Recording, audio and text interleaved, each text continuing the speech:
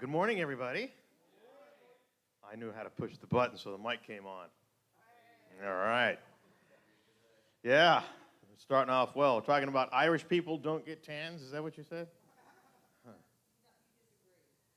Well, I've got British Isles in me, but only about 30% or so, or 40%. So, yeah, I'm not either. So, I guess it's the Jewish side of me that tans.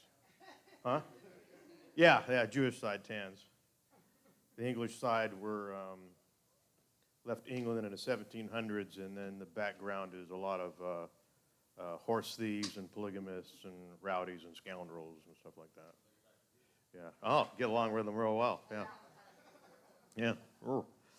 All right. We are continuing in our study of the Ten Commandments. Go to Exodus chapter 20. Now, how many of you have had a little one in your life or have one now who does not like to take a nap? Right? Okay. So my grandson, when he was 4, he's older than that now, but napping was not on his list of things that need to be accomplished before the day was over. Okay. It just wasn't happening for him. And you know they need rest, and hopefully if they go down, you can go down for a little snooze, right? And if you can just get him quiet for about 2 minutes, Barbara's oldest when he was young, he would keep wiggling a foot.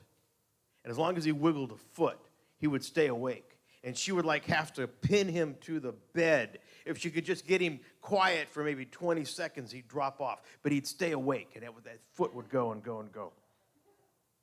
And then they take a nap, and then they wake up. They're full of energy, but they're not cranky because they get cranky when they haven't had enough sleep.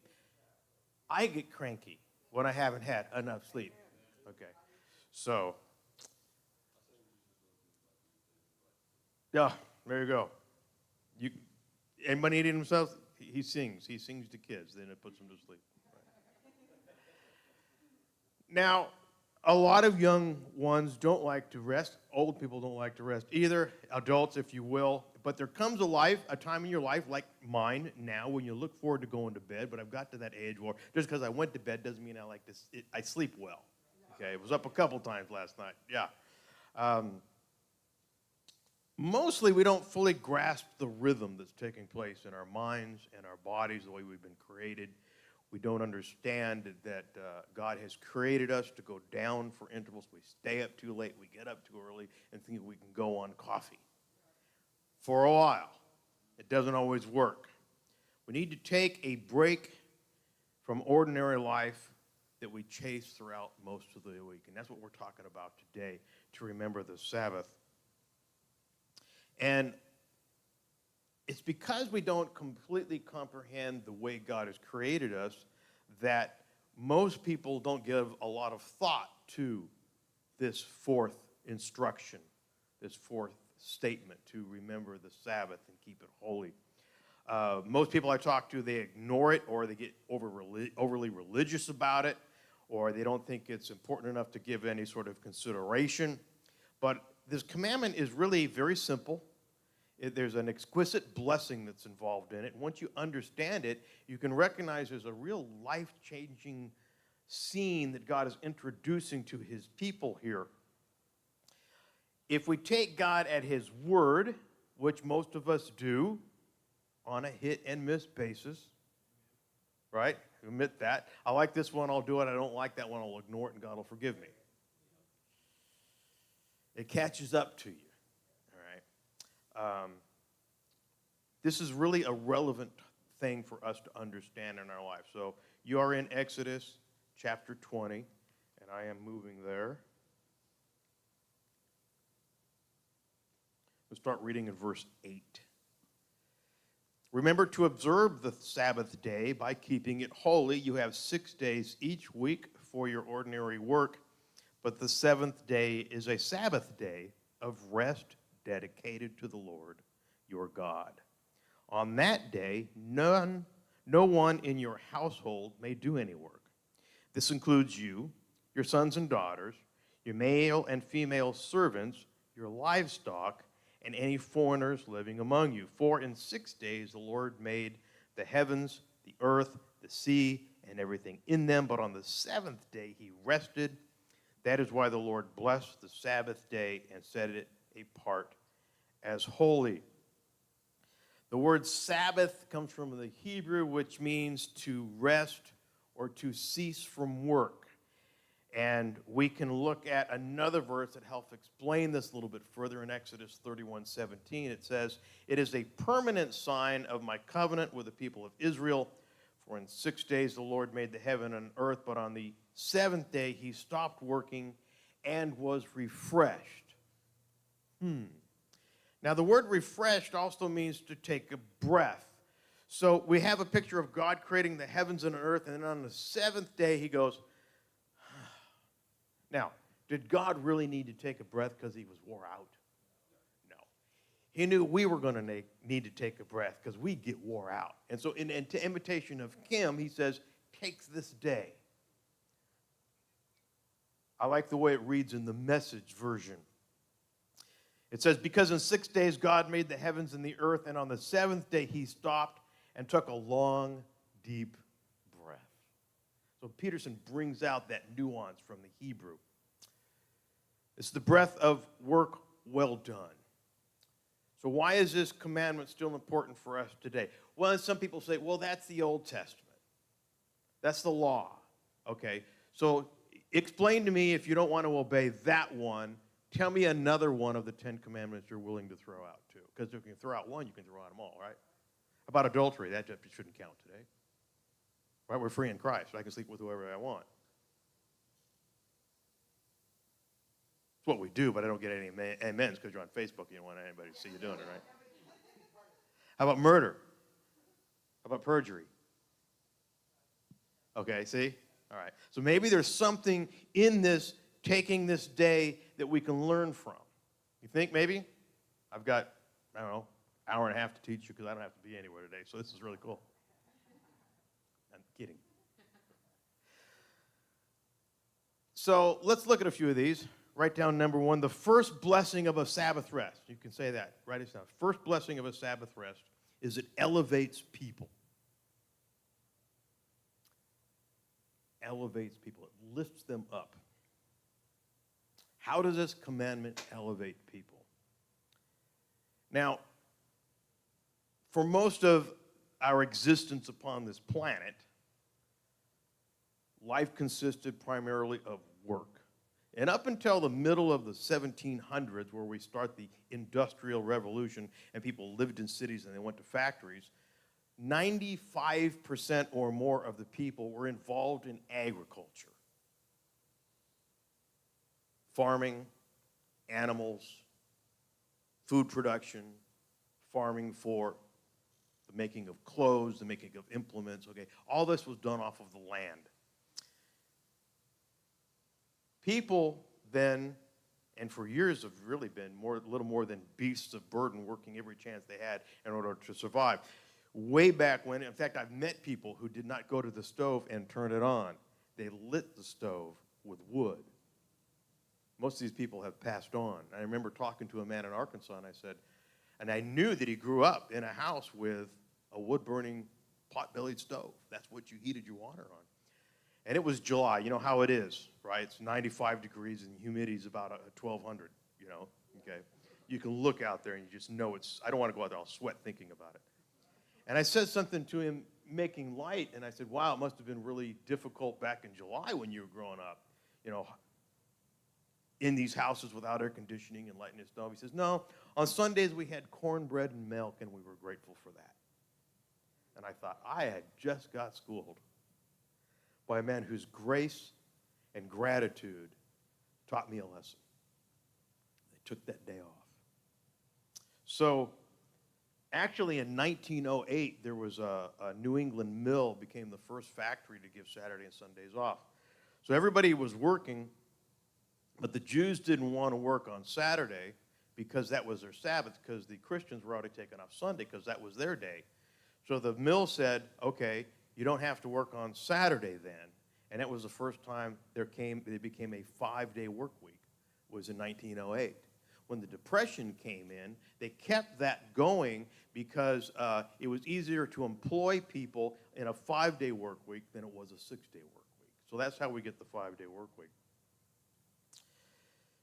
But long before the Industrial Revolution came in and brought in less hours, the Ten Commandments came into effect and actually brought in less hours. It gave us a day of rest.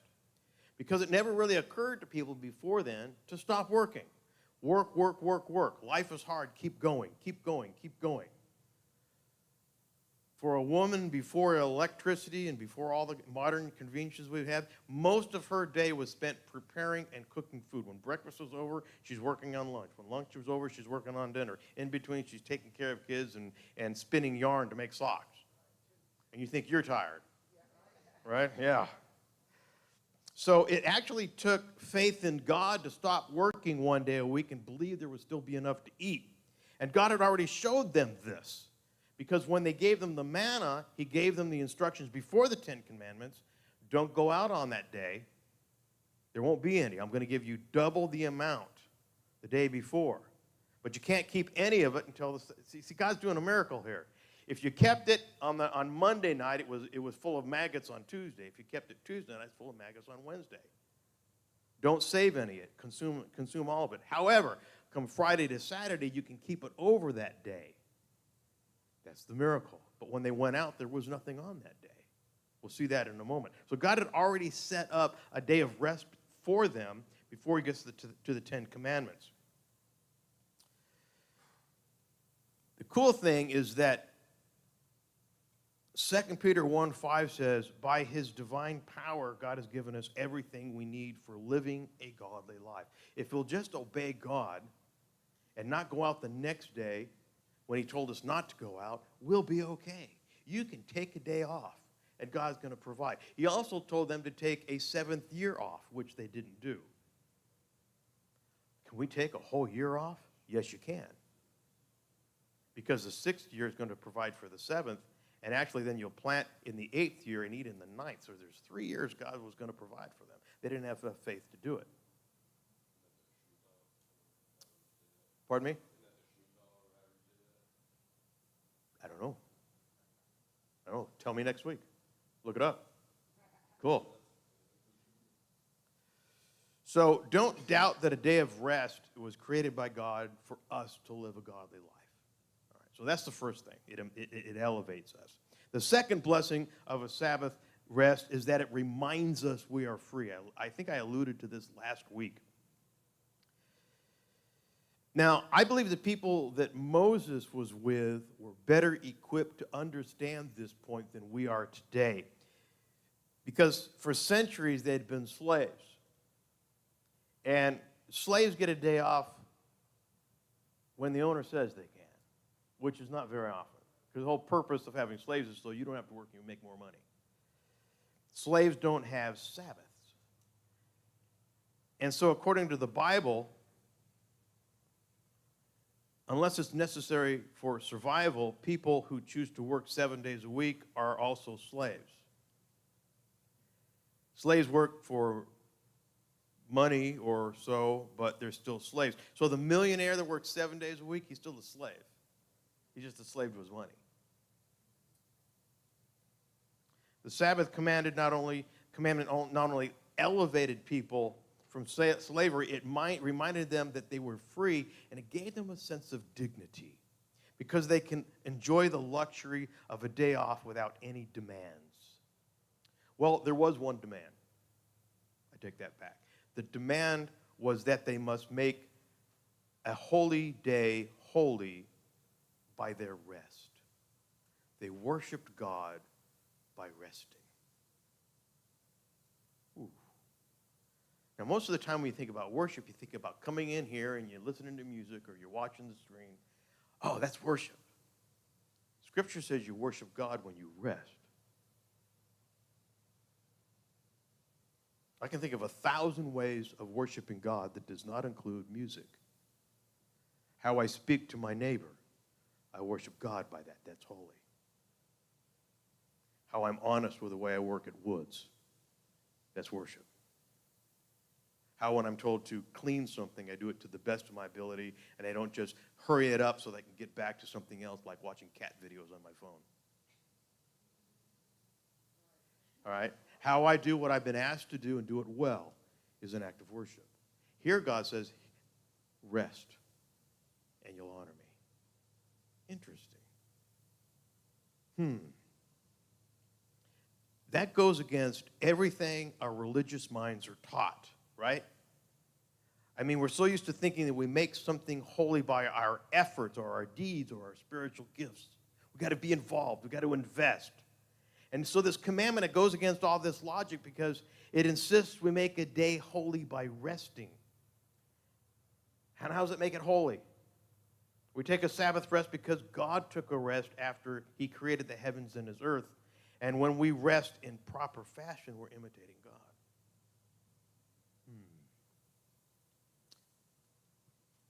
Now, if we can't take one day a week, and I'll give you some examples here in a second, one day a week and rest and do something different, we're going to enter into a kind of a blasphemy. That's where we're telling God it's not really, he didn't really mean what he meant. And so what we're saying is that, it was good for God to rest, but we don't need to. We're above all that. If we can't take a rest, then we're saying we're indispensable. Sure, the creator of the universe can take a day of rest, but if I take a day of rest, everything's going to fall apart. So we put ourselves above God. I don't really want to go there. Okay. If we have to work 7 days a week, it shows a lack of trust in God. I would not, when Barbara and I were first married, we made $90 a month extra after basic bills. Some of you have been there. Okay. Which meant we didn't have cable TV. Couldn't spend 60 of that on a television set. And we were married, 4 or 5 months before I very timidly went over and turned on the window unit air conditioner because I wasn't sure we could make the electric bill. But I was not going to work 7 days a week. I'm going to budget according to my faith in God. So part of it's faith, but also part of it's wisdom.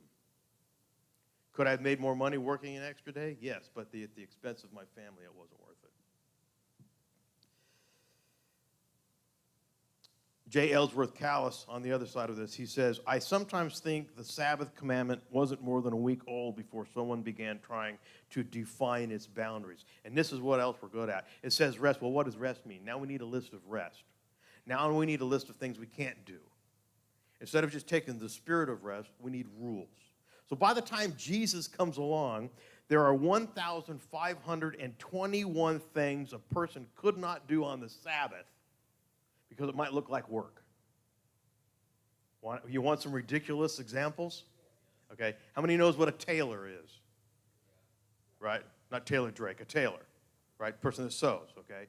So if a tailor happened to put a needle in his lapel because he forgot it's there, it's easy, and he was walking on the Sabbath, he was working. And the Pharisees would get on his case. You can't carry your burden. Who thinks of these things? It's like they got way too much time on their hands to come up with rules. They keep everybody. Anyway, that was one. What was another one here? Oh, you could dip a radish in salt or salt water, but you couldn't hold it there too long because it might start to pickle, and then you're pickling a radish, and that's work. Give you another one, okay?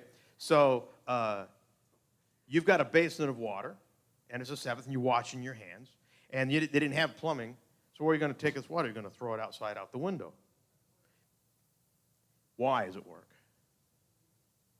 Nope. No, you got to be stupider than that. You got to be more ridiculous than that. Close to it. What if it hits a seed and the seed starts to grow?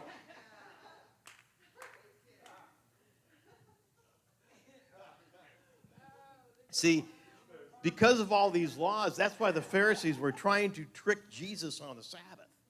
You can't heal on the Sabbath. Yes, I can. Okay. Yeah. So in Mark 2, it tells of Jesus and the disciples. They're walking through a field, and as they're walking through the field, they're hungry. So they're picking grains off the wheat. Now, they were allowed to do that. You go back into the Old Testament, and it told the farmers, leave the edges of your fields or your corners. Don't harvest to the edges so that the poor can come by and they can harvest it. And you notice the poor were still working for their meal. Today, we hand them a card and we say, go to Walmart. You may be poor, but you're still working for dinner. They're not harvesting for you. So the law said, leave a corner. The law said, leave an edge. What if the edge was just one stalk at a time? They were obeying the law, but the spirit was feed the poor.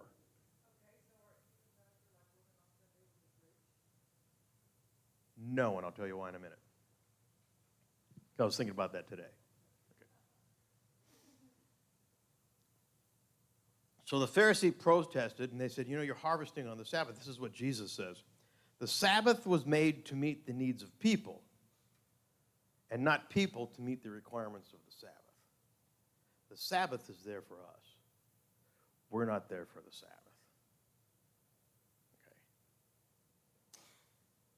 Today, we've kind of gone almost in the opposite direction. When I grew up in Southern California, and this is going to sound weird to you, but I grew up in the 60s and 70s, we did not have any sports practices on Wednesday or Sunday, nor did we have games scheduled Wednesdays and Sundays. I never missed a youth group because of a sports event, because those were church nights. Back then, it was a more conservative state. Reagan was the governor when I was growing up. I've had people miss church because somebody in their family was playing football on a Sunday.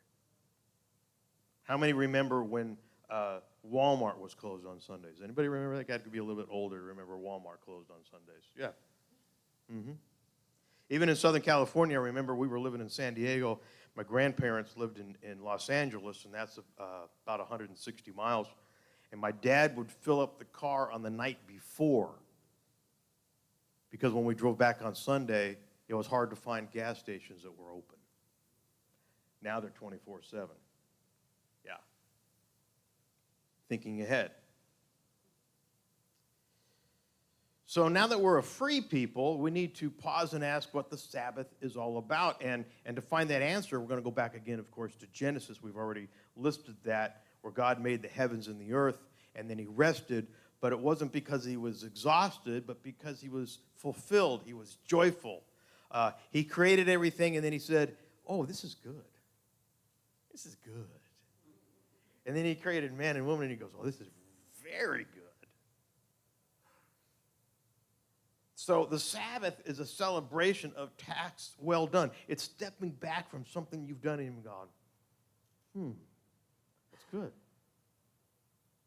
If you're into furniture making, you'll step back when it's finished and you'll go, I like that. If you sew or you quilt, when it's over, you go, it's that sigh of satisfaction. You've all had that with something you've done, and it's finished. There's nothing else to do. This is good. It's joy. Very good.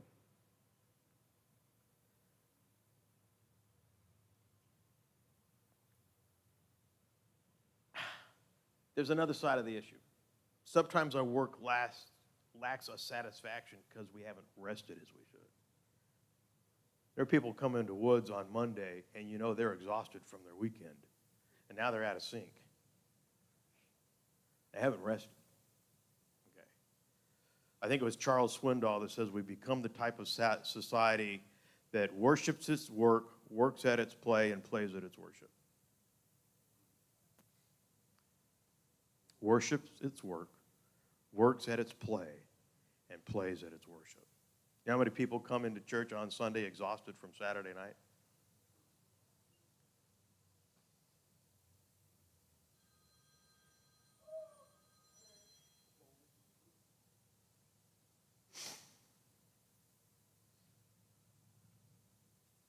Other people have trouble resting because they have done they know that it's not their best work.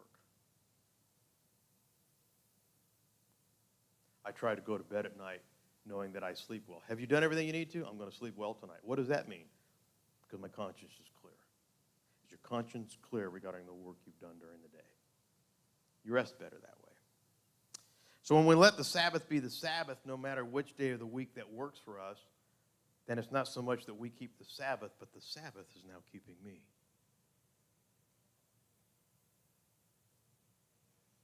Let me answer your question here. I think I've got it coming up, but I don't remember. Is Sunday a work day for me? No, I'm going to come to it. I know where it's at now. Never mind. Sorry. I'll get there. Point number 3. What does the Sabbath do? What's the blessing of the Sabbath? It actually helps abolish slavery. And you're kind of going, say what? I said, I didn't get this either until I started to study it. Why didn't the Bible just outright abolish slavery like it wanted to abolish murder or incest? Slavery in biblical times was different than what we recognize as slavery in the 21st century. Okay. So we look back at the early parts of America, and we've got ships going over to the coast of Africa, and they're picking up slaves. Well, the black people they were picking up were enslaved by other black people. Okay? We weren't going into the inner regions of Nigeria. Nigerians were going into the inner regions of Nigeria and capturing people and selling them. Okay? Slavery's always been around. Read an article recently that said slavery started with white people. Hello, the Egyptians aren't white. Okay? Right? They're in northern Africa. Okay, hello, let's get our history straight. Most of the time when there were slaves, and you can read about this in the first 5 books, they were captured a lot of times in war. You're going to come at me with all your people, then I'm coming back at you, and since we won the war, I can get the spoils from the war.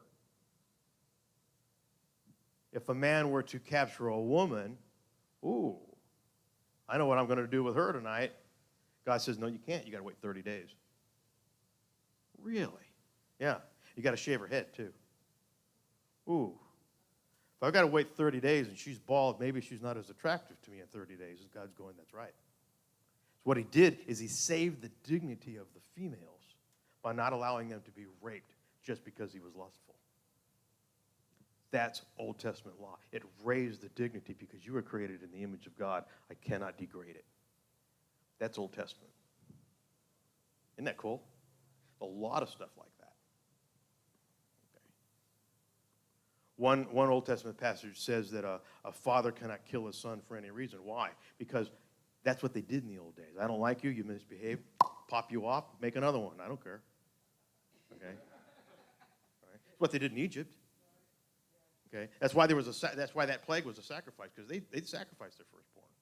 So now they're going into the land of Canaan, and God says when you get in there, you can't kill your kids just because you want to. Why? Because that's what they were doing in the land of Canaan. That's what they were doing. God says, you don't like your son, you can't kill him. What do you have to do? You have to take him to the elders. And then you've got to plead your case to the elders. What's that mean? That means there's a whole bunch of people who have wiser and cooler heads to see whether or not he deserves to die. You can't do it. The dignity of the child is now raised in a way they've never been before. And there is no record ever of the elders saying the child needs to die. Never happened.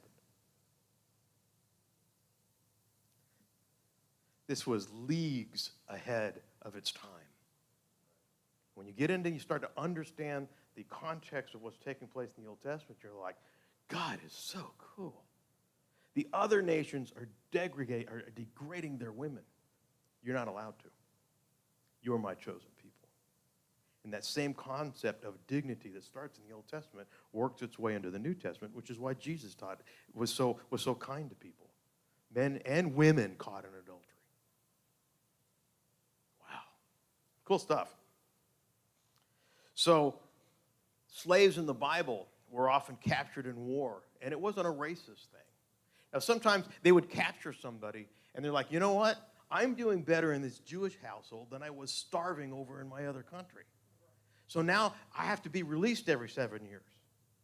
God says you can't keep them forever. Nah, I got a good thing going here. So I'm going to put my ear up against the doorpost, and you're going to put a hole in it. And that's going to say, I want to serve you forever because you take care of me, you take care of my kids, you take care of my family. I'm eating, I'm free, I have dignity, you listen to me, and I get a day off. At the same time,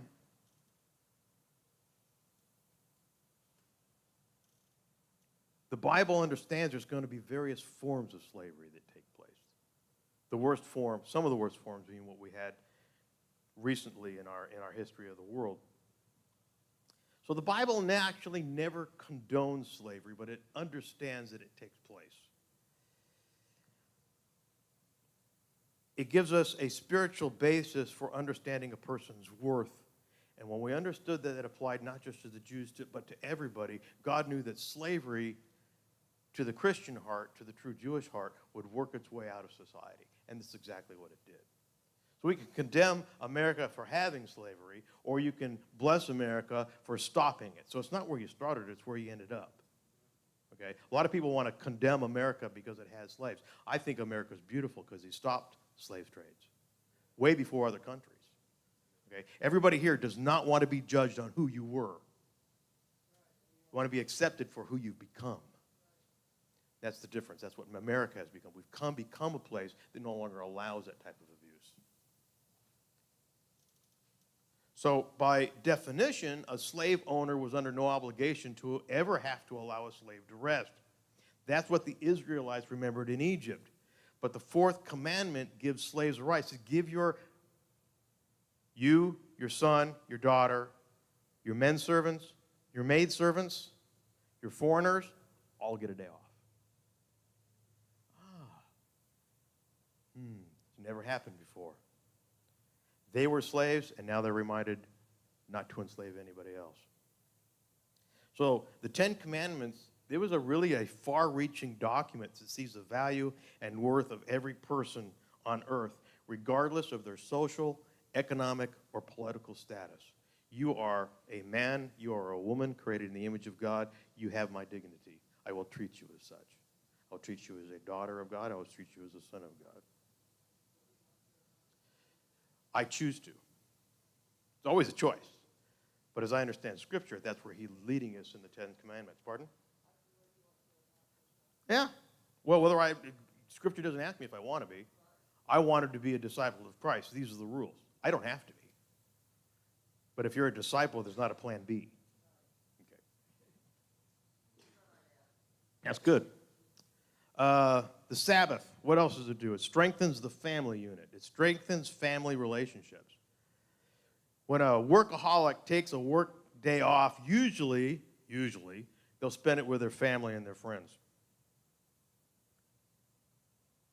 The Sabbath has a good effect upon marriages, too. Because if you've ever been married to a workaholic, you know what it's like when they finally take a day off. Some people don't take work. Some workaholics go on vacation, still work. Okay, I get that. I've been on vacation in California, and my church has called me, usually because of a death. The one I remember the most was this person died, will you do the funeral? Okay, so I'm still on, even on vacation.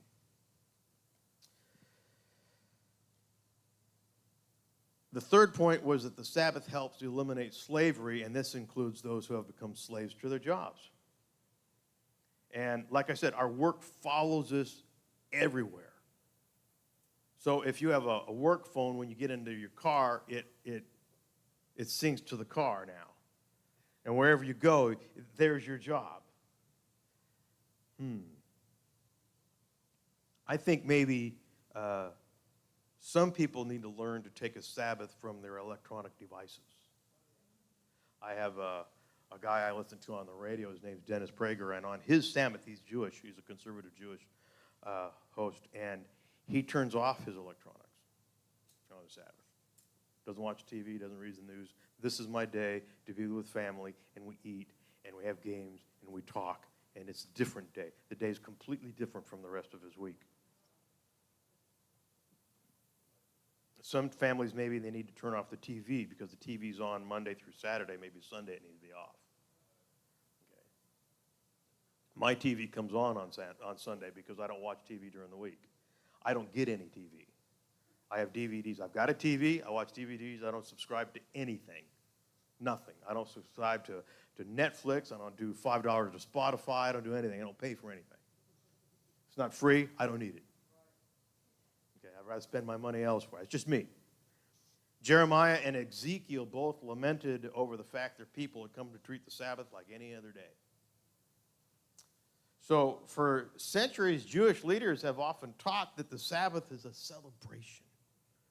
Worship is linked with rest and rejoicing, and holiness is linked to wholeness, completeness. After worship should come celebration, the Jews taught. After you've worshiped on the Sabbath, now we celebrate. That one of their books called the Talmud is just huge. It says, devote part of the Sabbath to Torah, which is the study of the Jewish law, and part to feasting. We're going to eat well. One rabbi said, sleep on the Sabbath is a pleasure. Yeah, I like that. Why? Because I can't nap when I'm at Woods from 7:30 to 5:30. Mark Franz on it. I don't know why.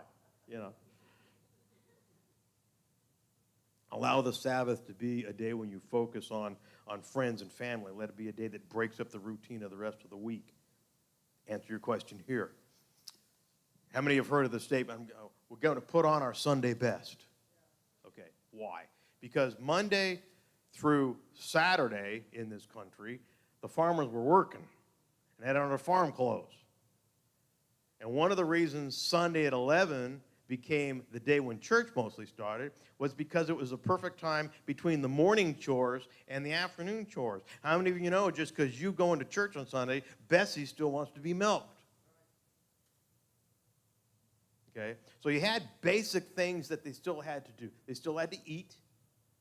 They still may have to draw water for themselves and their animals, but they're not harvesting. They're not planting. They're not doing 12-hour days, sun up to sundown. It's a different day. Okay? So the Sunday best was, I'm not wearing my farm clothes to church. I'm going to set this set of clothes aside. I'm going to wear that on Sunday. I'm going to look a little better. I don't wear this on Sunday. I don't wear a shirt that says words on Sunday at my church. I wear a nicer shirt. I don't wear my work jeans. I got Levi's that are set aside just for Sunday, and then I've got others in a drawer that are set aside to go to work.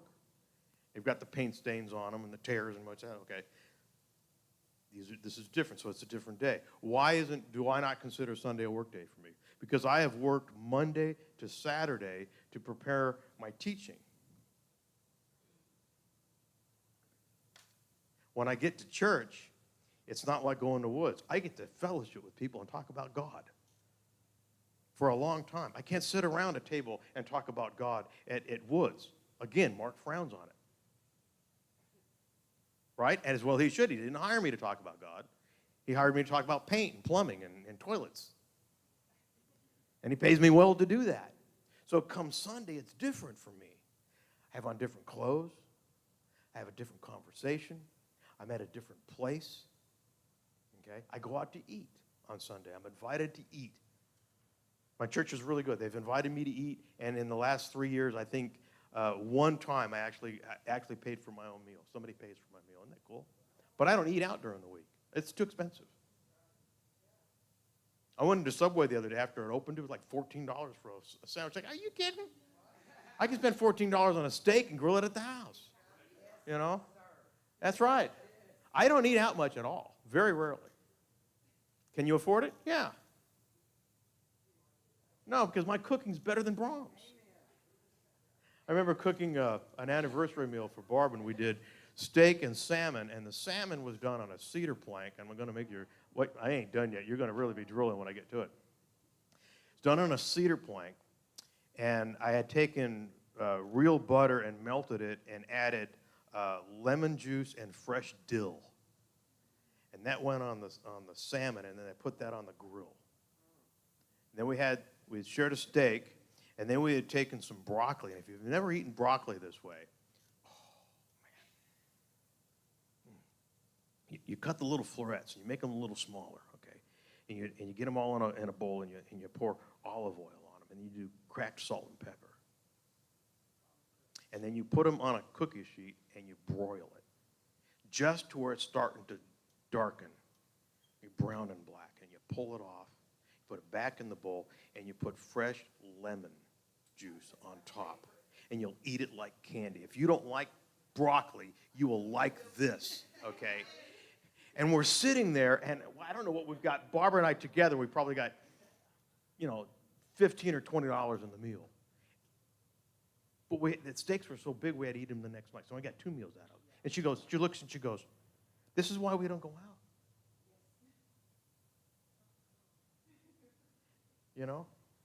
I didn't have to tip the waiter. I got a kiss from my wife. I got 2 kisses.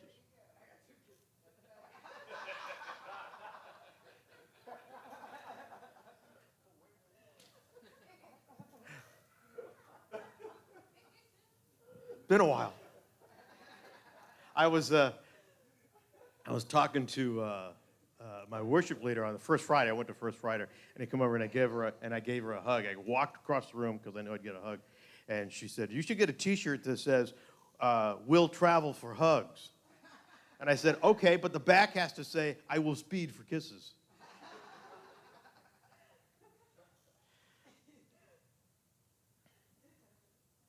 Okay, I'm way off my notes. Where were we at anyway?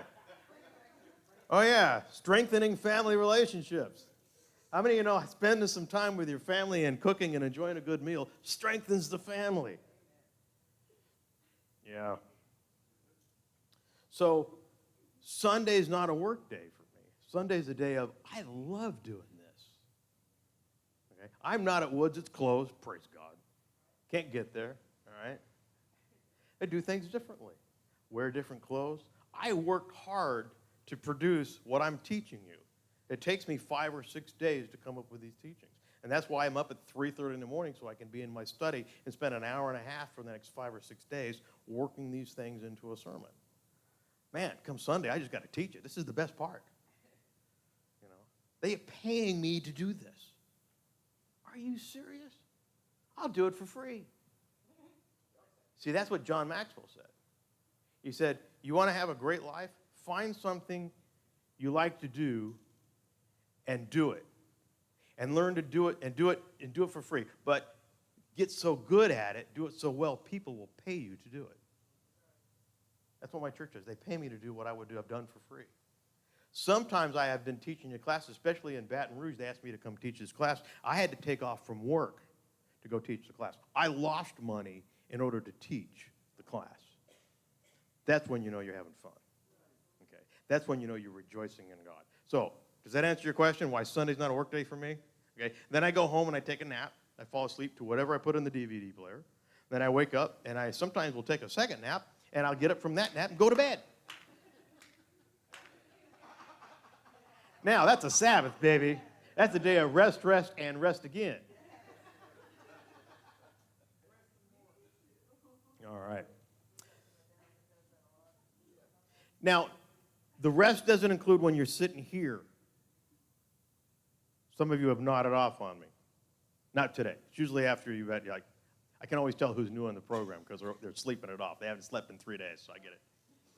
All right. Number 5, the Sabbath gives animals dignity. Now, I bet you didn't see that one coming. And I didn't either until I started to rest, until I started to do this, because even animals get a chance to rest 1 day a week. And as far as we know, as people have looked into this, it's the first national law in the history on behalf of animals. So, I just read it to you. What does it say? Everybody gets a day off, including your animals. See, you've heard of PETA, People for the Ethical Treatment of Animals. Before there was PETA, there was GETA. God for the Ethical Treatment of Animals. Yeah. Why does this work? Because if we treat our animals fairly on the 1 day a week and we don't work them hard and we take care of them and we water them, you can have a little bit different attitude toward your animals come the first day of the week when you do work them. Oh, interesting. We're not going to abuse them. God created these animals. He called it good. We're going to treat them good. This is not something, of course, we think about when we read through the Ten Commandments, because in those days, animals weren't pets who lived in the house and got baths in the bathtub, and they ate table scraps, and they did tricks, and they slept in your bed. That's not happening, okay? They didn't have pets as social and emotional replacements for relationships. My cat is my emotional support. That's so sad. That you don't have anybody in your life that can support you. You had to buy a kitty.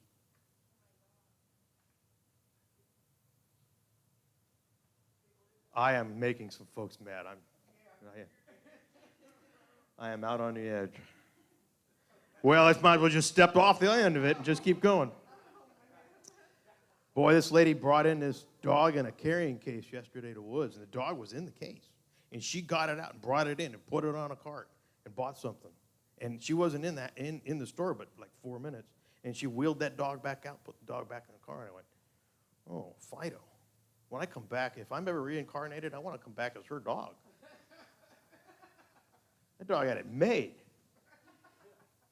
But you hear this term, it says my emotional support animal. What have we become as a society that we can't support one another and we have to have a pet to do that? Now, I understand the joy of having pets. I had pets. They're fun. They're different. They're animals. We taught them tricks, But my life didn't revolve around my pet. It didn't go everywhere. Now you're seeing him in Walmart. Now I'm watching dogs defecate in Walmart.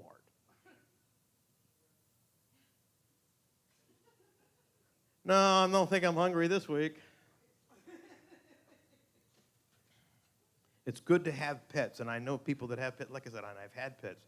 But when we make them an emotional support because we don't have the support we need from people, or, as I'm going to get into it, and I'll get in trouble again on Sunday at my own church, Paul shares his struggles with the Philippians. And one of the things we need to do as a body of Christ is learn that it's okay to share your struggles. We get too proud to share I'm having trouble with this. And then we don't allow somebody else in to help meet the needs because we won't share them. Okay.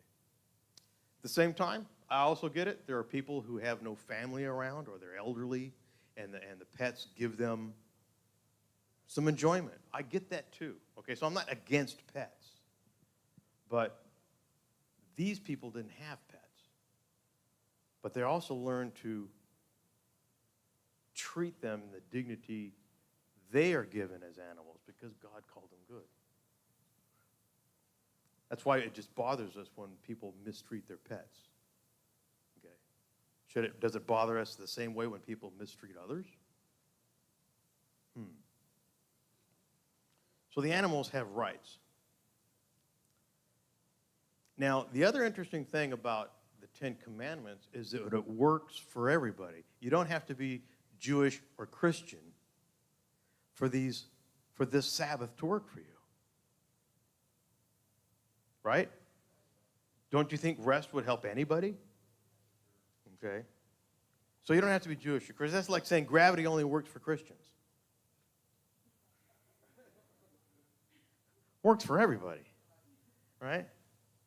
Jesus said, oh yeah, the sun, it shines on the godly and the ungodly. That's right. You don't have to be a Christian to raise crops. There's a lot of atheist farmers. Sabbath would work for everybody. What's cool about it, though, is that those who believe the Ten Commandments were given by God are the ones who have kept the Sabbath alive because we understand its reason. We understand its purpose. We honor God.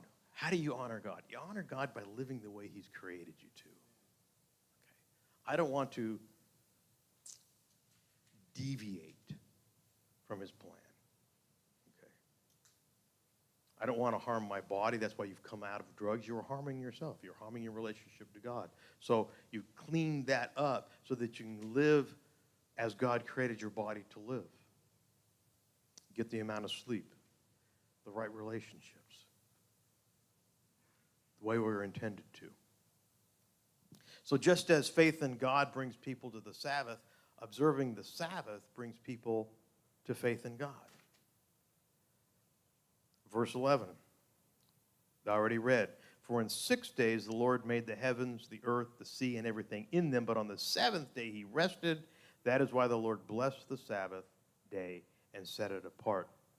Dennis Prager writes, every time you keep the Sabbath, you are affirming that there is a creator, that the world didn't just happen, that life isn't some meaningless coincidence, but that it is infinitely meaningful, and therefore each of us has a unique, significant purpose. You know, those aren't bad things for one day a week. So do you see why God wants us to keep one day different than the rest? People who have a Sabbath day, their lives tend to be happier. They tend to have better family lives. They're calmer. They tend to be more serene. They enjoy a wider community of friends. And they're even healthier. They've learned to take the day off.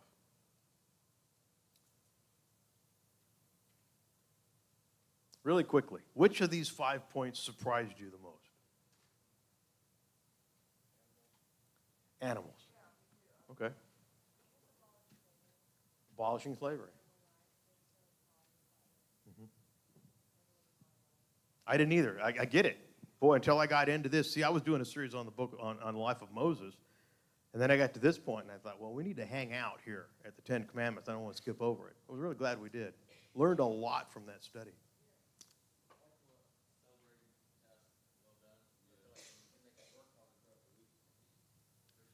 Celebrating a task well done. Yeah. Mm-hmm. I like to think about Friday. I teach twice a week. I teach here and I teach my church on Sunday. And sometimes people will say, how did it go at Hannah's house? And I'm like, I think it went well. I always think it went well. Or I'll say, I had fun. Barbara's like, you always say that. I say, I have fun teaching. I love it. I'm in my element. It's good. How did they react?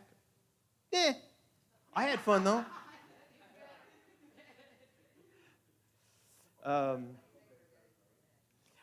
I think the one that's hit me for the longest is the slavery one. Not abolishing it, but to remind us that we are not a slave to and don't need to be a slave to our fears or our job or anything else. Got to the point where you go to a job and they say, well, we need you to work Sunday. I'm sorry, I'll need to look for another job. Now, if you have to work Sunday, can you find another day, to take off? Well, I can't fellowship in a church. Yeah, but there's other times you can fellowship. There's nothing sacred about 11 to 12 on a Sunday. That became the first day of the week because Jesus rose from the dead on the first day of the week, not the seventh day. So that's why the early church took Sunday, which is the first day of the week. A lot of pastors, because of their duties, and it becomes kind of a job, will take Monday off, completely unscheduled. That's what Eugene Peterson did. After he was done everything he did on Sunday, him and his wife took off on Monday. They had nothing else going on. For years, Barbara and I had a Saturday if we didn't work around the house. That would be our day to take off to go to Bartlesville or do whatever we wanted to do. I usually had Friday off, and I would cook, and I would clean, and I'd take care of the house, and I'd mow the yard. Come Saturday, if we didn't want to do anything, we didn't have to. That became our time together to rest, because on Sunday, we're pulled in different directions for most of the day. So sometimes you can't always get that Sunday day of rest. Make another one. You're not here to serve the day, be it Sunday. The day's here to serve you. And it can only serve you when you allow it to. Father, thanks for this day. Thanks for reminding us to take some rest, to honor you in our rest, to do things differently, to shut things down, to change the direction of our conversation, to dress differently, to look back on our week and say, that was a good week. I'm satisfied. I'm going to take a breath and say, wow, thank you, Lord. And if there's nothing that was spectacular that happened this week that I can be overflowing with, how about I just think about you and everything you've done for us and how grateful we can be that we don't lack anything. And you completely surround us with your goodness and your love. And you continue to draw us more and more into an understanding of you. And that's when we sense more and more your presence in a way that we never have. So thank you for training us in righteousness and transforming us into the image of your Son. We thank you for this in your most amazing name. Amen.